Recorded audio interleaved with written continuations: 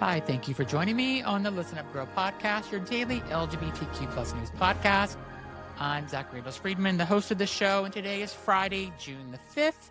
Happy weekend and happy 5th day of Pride Month. And we are closing out the week with a lineup that runs the whole and emotional range. Today, Budapest gets the green light for a Pride March that government tried to outlaw last year. A Michigan City Council pulls a drag story time off its own Pride Festival at the last minute, and the performer decides the show goes on anyway. A California suburb fights its way to keeping Pride flag flying. Chicago and Los Angeles unveil their 2026 Pride themes in Grand Marshals, with some history-making names on the list. And we have a few more stories that we'll get into. But first, let's start with the Budapest Pride gets greenlit. So we start in Hungary. And for once, the news out of Budapest is good. Last year, the world watched the Hungary's government under then Prime Minister Viktor Orban pass a law and even amend the constitution to try to ban the annual Budapest Pride March, claiming it had to be stopped to protect children. They threatened fines. They talked about facial recognition to identify marchers. And then last June, somewhere between 180,000 and 200,000 people showed up anyway, in what organizers called the largest Pride March in Hungarian history. It became one of the biggest acts of public defiance the country had seen in years. Fast forward to now, Orban was voted out of office in April's election, replaced by Peter Magyar, a pro-European conservative who has voiced support for the freedom of assembly. And this week, Hungarian police confirmed that after the formal notification process and in-person consultation with organizers, they were, in their words, no grounds to prohibit the assembly. The 2026 march is officially clear to go ahead on June 27th. The European Green Party called it a hopeful signal for democracy and fundamental rights years after attacks on the LGBTQ plus community. And it's worth citing that a march that was branded illegal a year ago is now simply allowed. That is what showing up over and over can do. Next, a Michigan City cancels drag story time, and the show goes on anyway.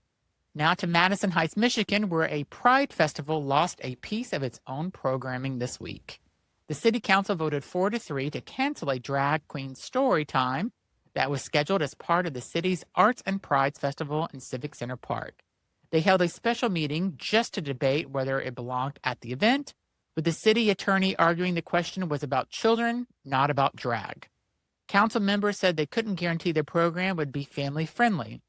Here's the part that makes that justification hard to take seriously. The performer, a drag artist named Jaden Black, had already been fully vetted by the festival's planning committee and the city's arts board.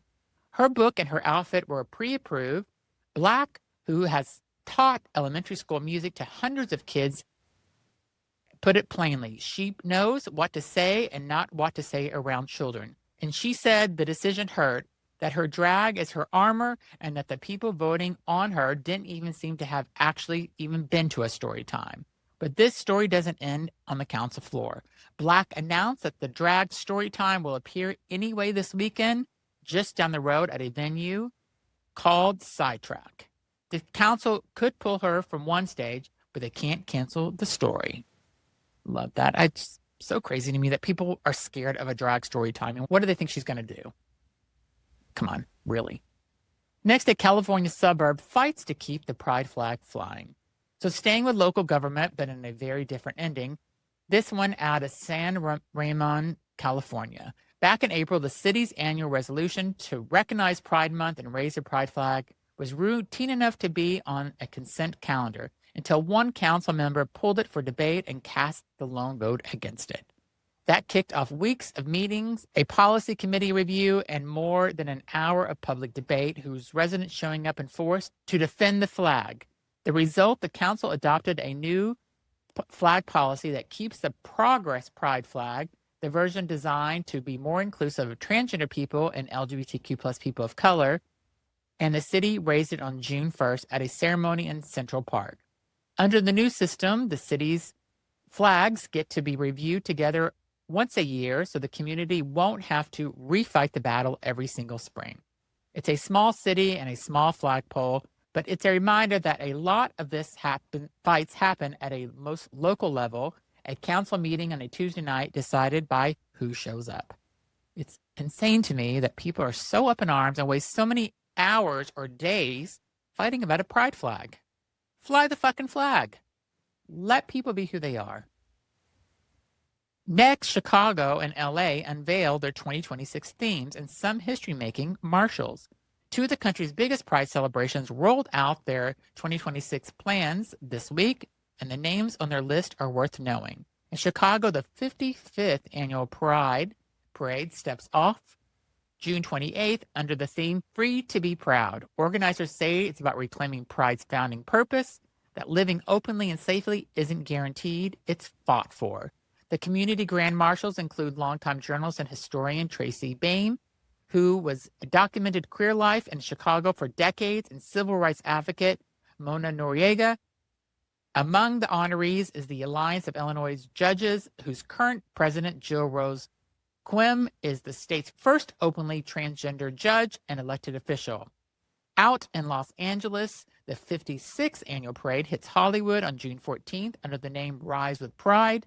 This year's grand marshals are any women actor and comedian Jeff Hiller, who I love, of Somebody Somewhere, as a celebrity grand marshal, and then Mia Yakamondo as a community grand marshal, and the late Shirley Raines as the icon grand marshal.